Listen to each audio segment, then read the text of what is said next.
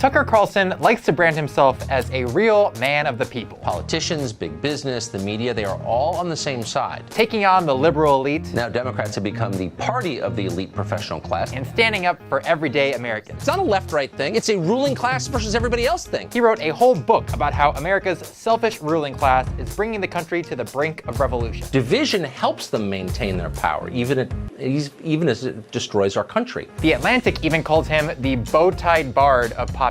The actual problem is the corrupt and decadent leadership of our own elites. The elites, liberal elites. It is sickening, and we've had enough of it. There's just one problem with Tucker's man of the people shtick. You're about the most unordinary person I know. You're an elitist. You're an asshole. No. But see, I'm an out of the closet elitist. I don't run around pretending to be a man of the people. I'm absolutely not a man of the people at all. Yeah. Tucker's full name is Tucker Swanson McNear Carlson. His stepmom is the heiress to the Swanson frozen food empire. He went to an elite boarding school in Rhode Island, got famous for wearing bow ties on national television, and has spent his professional career bouncing between cushy cable news jobs. By all measures, Tucker Carlson is a member of the American elite. How do you pay your bills? Well, I'm extraordinarily loaded just from money I, inherited. You're a trust fund baby, are you not? No, completely. I've never needed to work. I mean, it's all just the whole cable news thing. It was like a phase I was going through. So what is going on here? Why would a guy who bragged about being an out-of-the-closet elitist host a show where he rails against the ruling class? There's actually a pretty simple explanation for Tucker's new shtick, and it's called false consciousness.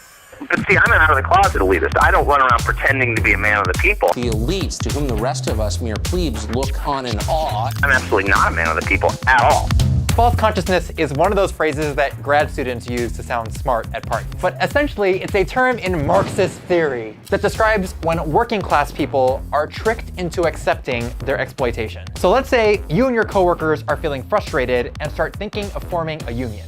To stop you, your boss might say, "You don't need a union. The real problem is all these women taking maternity leave. If they weren't taking so much time off, we'd all be able to go home right now." Or they might say, "It's these damn privileged millennials. They're so obsessed with work-life balance that we all have to pick up the slack. Get mad at them." The boss convinces the workers to accept their exploitation by pointing their anger in the wrong direction. Or as Tucker Carlson would say, one thing you learn when you grow up in a castle and look out across the moat every day at the hungry peasants out in the village is you don't want to stoke envy among the proletariat.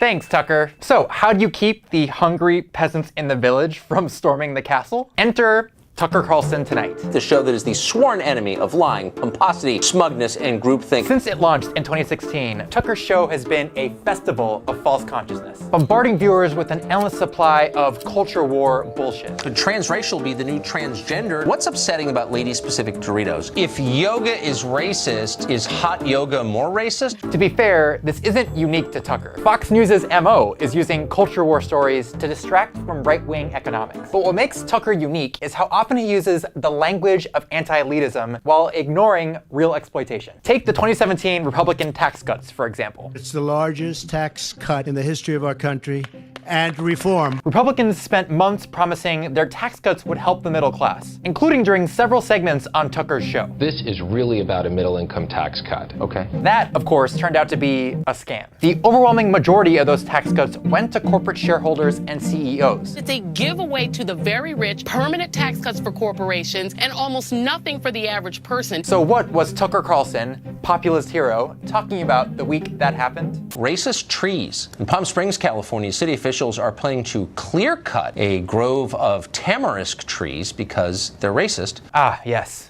Racist trees. I'm willing to believe you that there was racist intent in planting these trees. Why are we punishing the trees for that? Tucker spent twice as long talking about this random tree story as he did about the tax cuts. Does that seem a little unfair? If you were a tree, you might feel a little differently. This is false consciousness in action. Convince workers to focus their rage at targets that don't matter. Racist trees. And they'll be too distracted to notice the ones that do. It's a giveaway to the very rich. Don't want to stoke envy.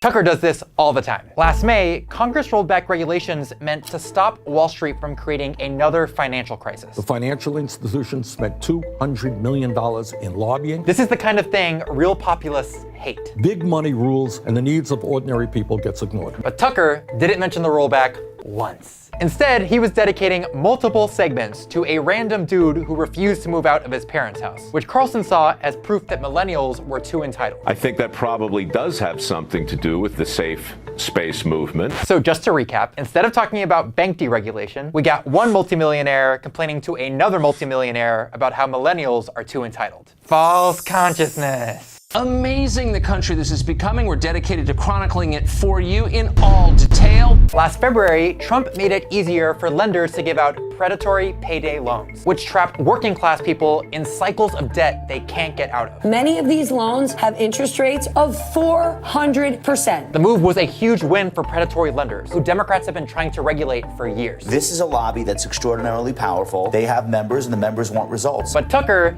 didn't mention the move once. Instead, he spent the week blaming Democrats for focusing on identity politics. Elections in this country used to be based on issues, or that was the common agreement anyway. The left is too distracted by global warming or the lack of transgender SEAL teams to pay any attention.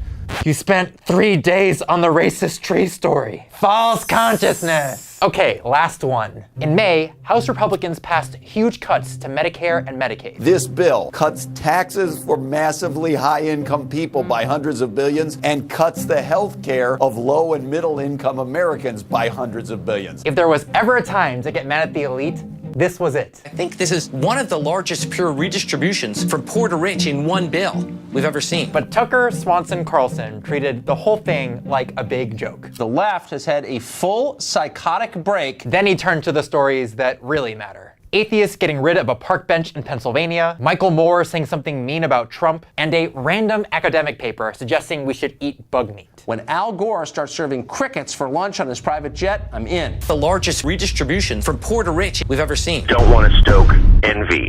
The goal of Tucker's show isn't to challenge the elite. It's to make sure you never realize who they are. To get you so mad at atheists, feminists, immigrants, millennials, trans people, college students, pot smokers, vegans, the NFL, Brooklyn witches, and Lena fucking Dunham that you don't get mad at the people who are actually in charge. If you care about America, you ought to oppose the exploitation of Americans. For now, those leaders will have to be Republicans. There's no option at this point. Tucker Carlson isn't a populist, he's a safety valve. A way to make sure that if the hungry peasants in the village get angry, they don't take it out on the party giving tax cuts to him or his multi-billionaire boss. You're his bitch. I'm 100% his bitch. Whatever Mr. Murdoch says, I do. I would be honored if he would cane me the way I cane my workers, my servants. He's a phony. And if that sounds harsh, don't take it from me. Take it from Tucker Carlson.